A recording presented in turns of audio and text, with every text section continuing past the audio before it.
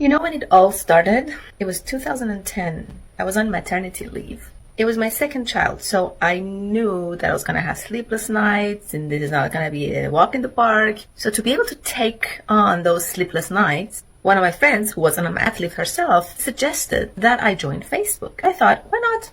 Let's join Facebook and see how it's going. I remember it distinctly. I was sitting on the gliding chair, having my baby in my arm, and with my left hand I was scrolling through Facebook on my computer. And I came across this video from the father of permaculture, Bill Mollison. Now, I didn't know him back then.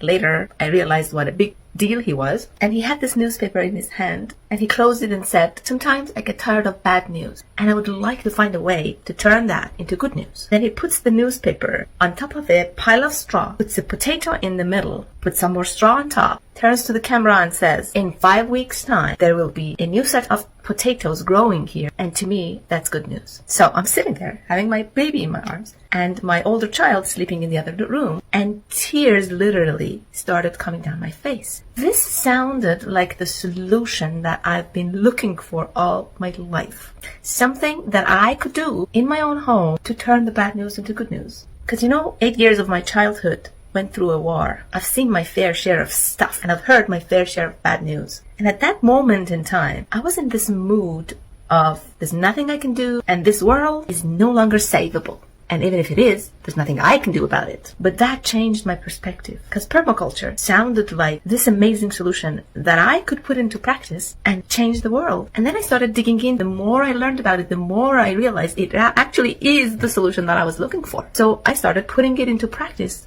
in my own life, in my own backyard. And growing food using permaculture techniques actually was a lot easier than I thought it should be. So my maternity leave obviously finished, and I went back to work, and I still kept going with the permaculture research, and I got books and read them. And then I finally found a comprehensive permaculture course was running pretty close by. I convinced my boss to give me all of my vacations for 2 weeks in a row, and I went and got my certificate. And after a while, the thing that started really bothering me was the fact that not only I wasn't taught that in school, but my older daughter, is not being taught that in school either. And she was going to a good private school, and I was paying a lot of money for it. But this gap, huge in my opinion, existed in her education. I'm like, why aren't we teaching this? So I decided to start an after-school program to bring gardening. Administrators of the school loved the idea. They sent an email to parents. We got full enrollment and an immediate wait list for the class, which told me I'm not the only parent thinking that this should be a part of my children's education. And that was my sign. I quit my job. I was a software developer, and I dedicated my life to this cause.